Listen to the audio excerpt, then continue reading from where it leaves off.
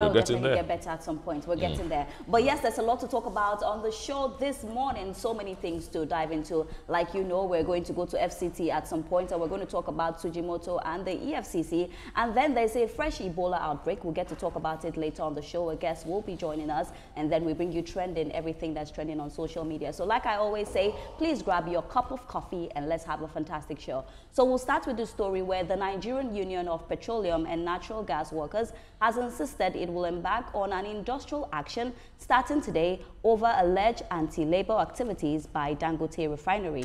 Now, a statement signed by its president and general secretary expressed concerns that the refinery's owner, Aliko Dangote, had insisted that new drivers from the imported trucks would not be allowed to join any union. Now, NUPENG says it remains united to the commitment to defending the rights of its members. Meanwhile, the federal government has appealed to the National Union of Petroleum Natural Gas Workers to reconsider their planned nationwide strike scheduled for today.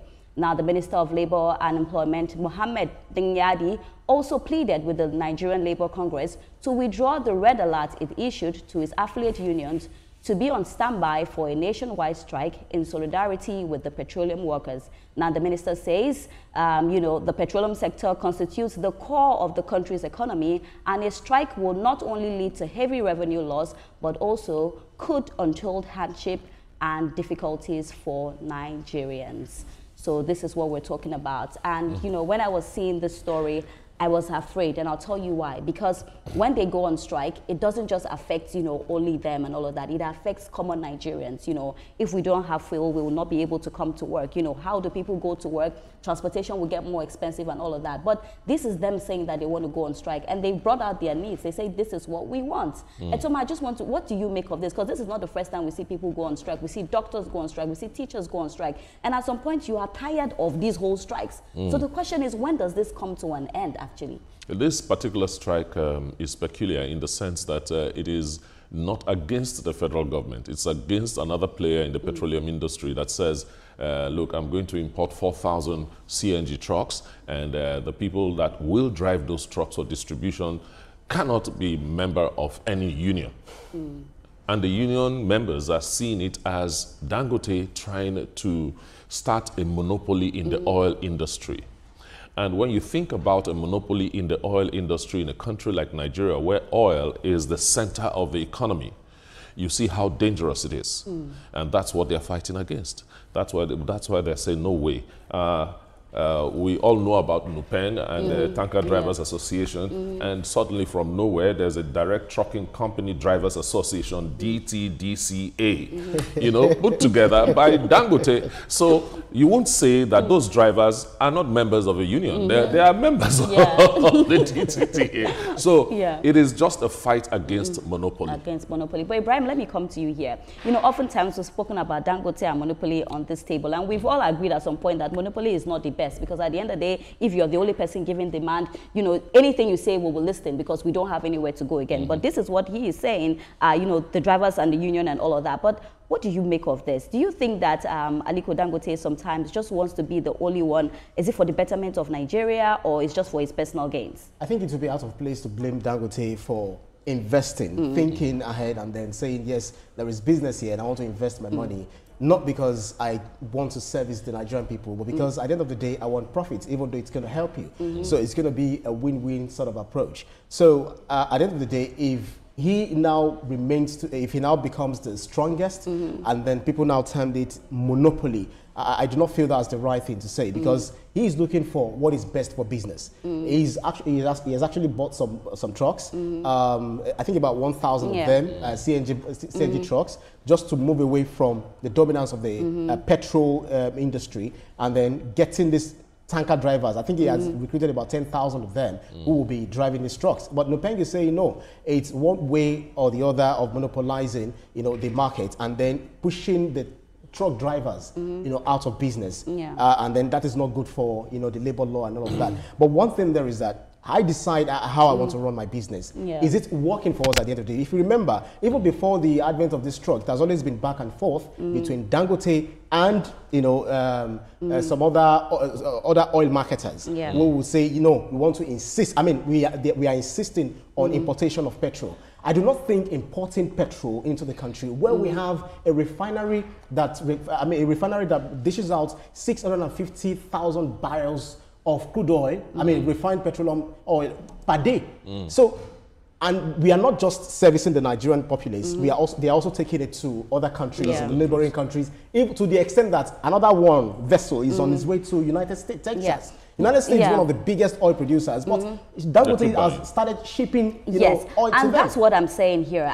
We cannot deny that Dangote has done fantastic things in one way or the other, but we cannot also deny that there are a lot of arguments on social media about him and what he does and the way he does it. A lot of people think, this is not me speaking now, this is a lot of people saying that, it's always for his interest and not the interest of Nigerians. But in time, he has said that, it's for the interest of Nigerians. But of course, there has been arguments on social media. But now telling these drivers that they will not join the union and all of that, do you think that that is strategic, or do you think that that is, shall I come to you, Etoma? Oh, yes, I have something to say about it. Telling your drivers they can't be members of a union, it doesn't sit well, especially when we are talking about the petroleum sector. It is too important for one person to be as powerful, as that. But we look at the flip side. NUPENG has been powerful before the advent of Dangote. He's making monopoly. Yes, they have been enjoying that kind of monopoly, so to say, before now. And now Dangote is coming with so many CNG trucks, have already employed drivers, and has given them the directive not to be member of any other association apart from the DT, DCA, and so on. NUPENG definitely will feel threatened, and hey, let nobody deceive you. People do not invest, do not do business because they want to make a country feel better. They do business for profit. Dangote is a capitalist, so he will always want anything that will make his business to thrive. So, as I was saying, so I think one thing we need to now start thinking about is, now we have Nigerian government has we actually have refineries. What is happening? What are the state of these refineries? People are supposed to also come up with modular refineries and all of those ones that we have. What have they been doing with these refineries? How much are they refining, to contribute to the petroleum needs of the Nigerian populace? So we should not begin to, we should not continue to shout on, hey, Dangote this, Dangote that. He's doing his own business. Is it working for us as a Nigerian people? Yes. So we need, because, before now, when Dangote came, it's still the same Dangote that is reducing, that is helping us to reduce the impact of the fuel price. So we still have some people who are saying that we are bent on, no, we are not taking from Dangote, we are going to import. So what are we doing to our forex? It's going to affect our forex, it's going to affect the baseline at the end of the day. So let us see how we can work together. The federal government is saying that, okay, we'll come address this, because if they go on strike, we know that the import is very detrimental. And what, for me, I'm always looking at solutions to things. And all I can say on TV this morning is that I don't think strike is the best thing. And even when things happen, I don't think you just quickly go on strike. I think you have to think about Nigerians, because at the end of the day, we are our brother's keeper. So it's really sad that when something goes on, oh, I'm going on strike. What about the people that will suffer when you go on strike? But they say they are fighting on your behalf. NUPENG is saying that they are going on strike. They say they are going on strike because of Nigerians. You understand? That's what they say. But that strike is going to affect Nigerians. Oh, definitely. Look, petrol is in the middle. It is the crux of the Nigerian economy. So anything that happens to the petroleum sector is like the big person sneezes and everybody catches cold. I know, I don't want to catch cold here. But I'm just hoping that this gets to be settled. I hope that no strike happens, because at the end of the day, if the strike happens, it would affect me, you, and every Nigerian. So we hope that they can come to a conclusion. But we'll take a quick breather. And when we come back, Ibrahim is ready for the newspaper review. Don't go anywhere. This is TVC Breakfast.